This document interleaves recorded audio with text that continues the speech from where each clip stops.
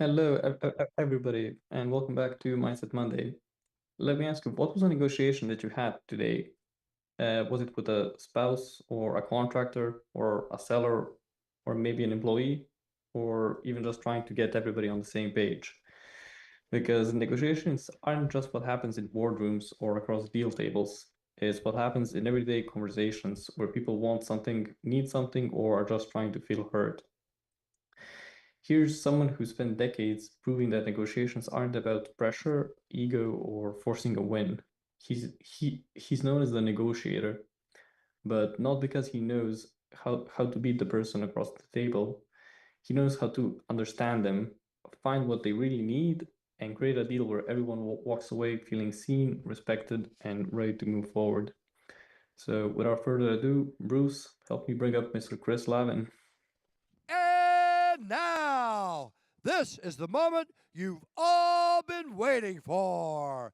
Presenting the master of the real estate deal and entrepreneur champion of the world, Chris, the negotiator, Levin.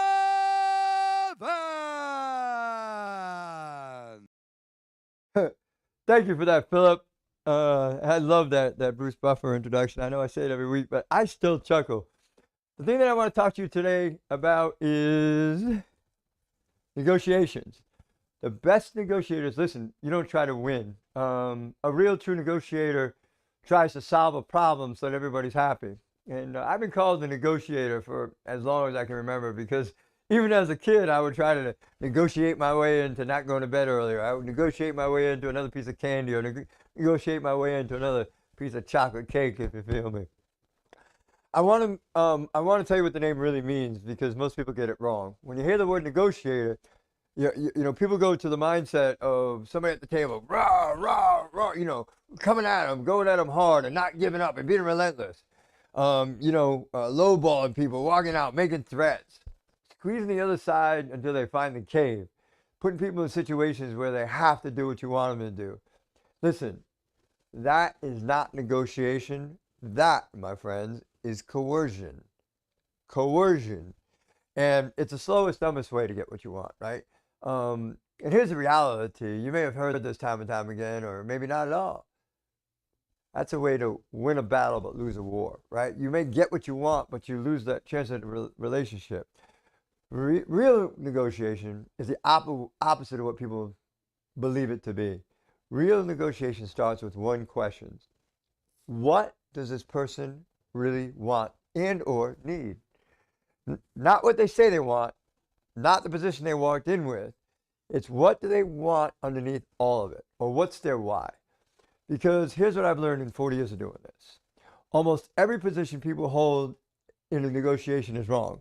It's just the first guess they made at how to get the thing that they actually want. A seller says they want $5 million.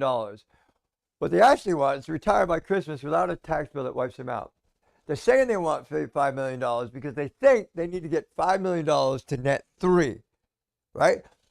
5 million to net three because there's that, tax check to Uncle Sam. A partner says they want 50-50 equity. What they actually want is to feel respected and not used. When you negotiate against the position, you're fighting, right? You're struggling and you're arm wrestling. When you negotiate the underlying need, you're serving, you're compromising, you're making things happen. When you serve someone what they actually need, then they will hand you what you asked for, right?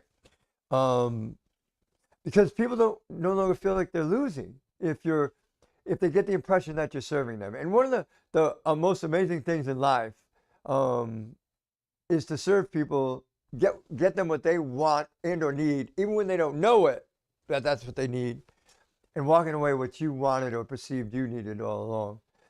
This is the highest form of leverage is when someone feels seen by you and they feel like they're benefiting from getting involved with you. This is the highest form of leverage there is. I have structured partnerships where everyone walked out of the room feeling like they won. I've had hard conversations with employees, partners, contractors, and ended them in a better place than where they started. This isn't just business. At the end of the day, business is built on relationships. You know, I could dig back story after story after story where, because I've had relationships with people, I've actually been able to take businesses off on tangents, right, from what the core relationship was based on, and made millions of dollars. Um, you, at the end of the day, if the purpose of your business and the goal of what you're trying to do is to serve God and spread His word, every negotiation is a chance to connect with somebody rather than winning. If your goal is to just have another check marks or a hash on your gun, saying you won, you killed someone else in battle, man, that's no way to live. And people perceive you as being greedy and self-centered. If you become a servant with a true servant's heart and you work with people towards a mutual goal, then things change completely. Listen, there are people out there who make tons of money the first way, where, you know, they have tons of O's and their zeros in their bank accounts, but they're empty inside because the next deal has to be more.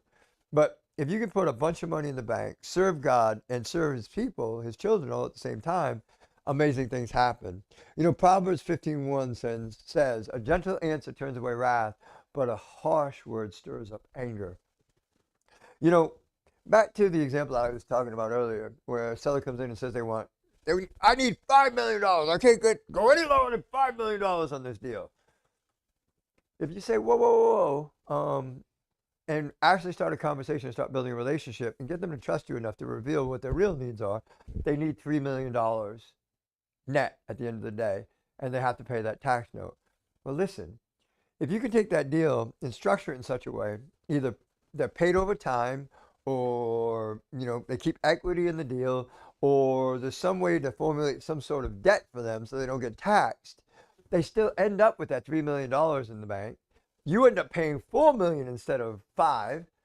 They get what they want. They walk out when they're happy. You get what you want, and you get it at a lower price, all because you took the time to get to know what the other person wanted or needed, what their position is. What you're going to find is quite often what you want and what somebody else wants or needs overlaps, right?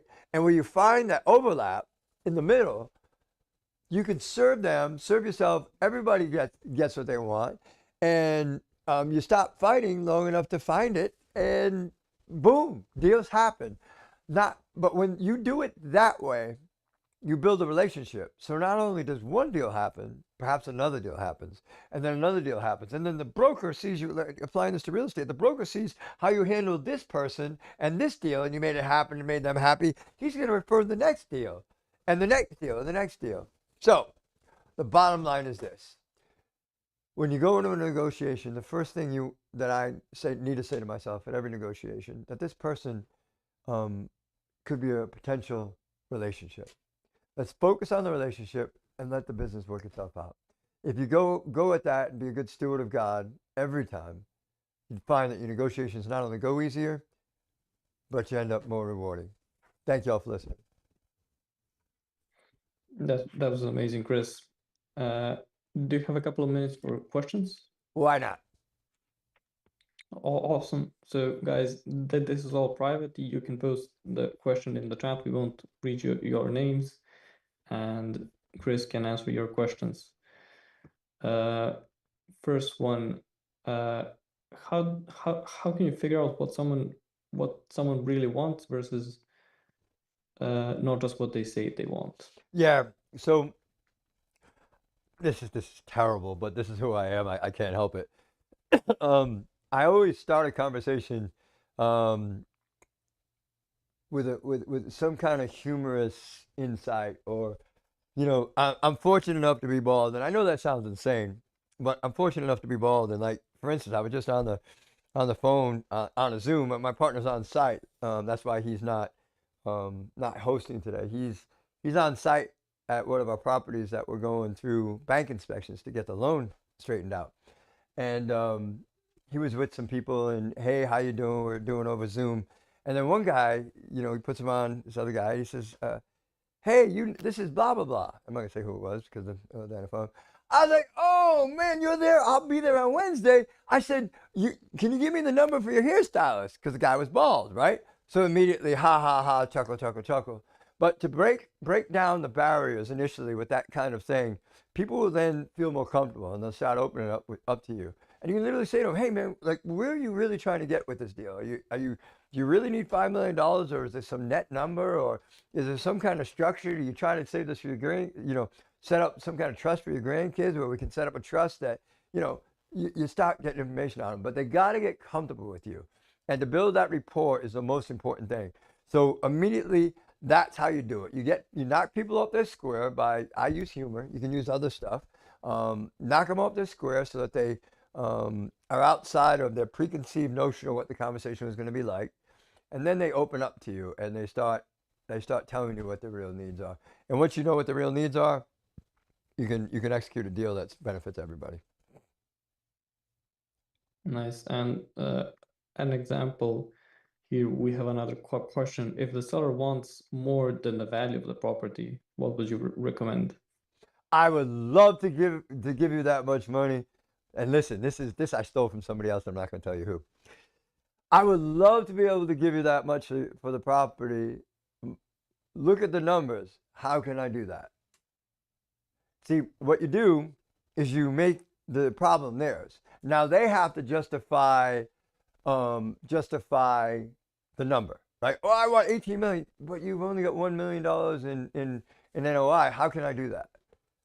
And, well, I completely understand. Tell you what,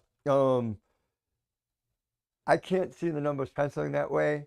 Maybe there's some magic formula that you can bring to me to make that work, but I can't go to the bank on hope. I can only go by what the bank will underwrite to.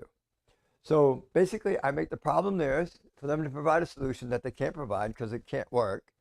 And then it gets them to the point where they're willing to be more reasonable. Case in point, I've got a deal we're working on. It's got to be coming up on a year now. The lady originally started at 21 million. I was always, that deal was going to work at 17.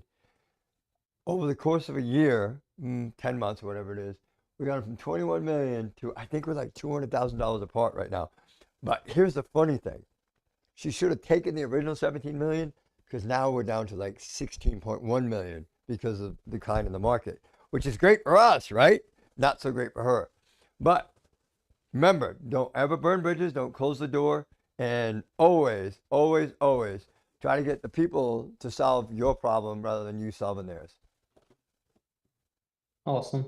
Awesome. And one more, how to negotiate when emotions are high. So, one of the things I use to calm emotions is humor. Back to that. But one of the key phrases that work all the time is this. You seem very passionate about that. What's the underlying situation? What are you trying to come? Well, I don't really want to sell. Oh man, no problem. If you don't want to sell, I completely understand. Let's not sell. Like, let's come back to a time when it works for you. Obviously, now is not that time. So let's, when you're ready to sell, let me know.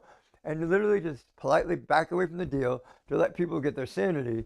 And it also gives them a way to come back to you without there being any negativity or confrontation. But listen to the words I used. You let me know when you're ready to sell and we can move forward on this. So the next time they come to you, they have to be ready to sell. So it makes negotiations easier then. Awesome. Awesome. I think that's it.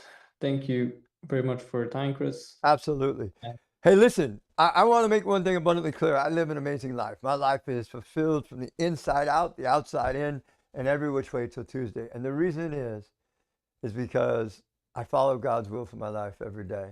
And it's so amazing to me when he gives me direction, I follow the path and do what he instructs, and then I watch miracles happen.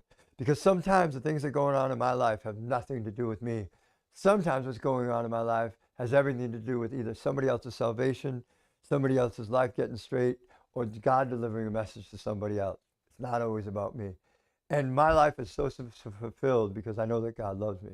And I'm here to tell you that he doesn't love me any more than he loves you, and he doesn't love you any more than he loves me. So I know for a fact he'll give you what he gives me on a daily basis. Relationships, wife, kids, whatever it is you're looking for. He'll give it to you if you seek his will. He's done it for me, and I'm far from perfect. God bless you all, and thank you for being here.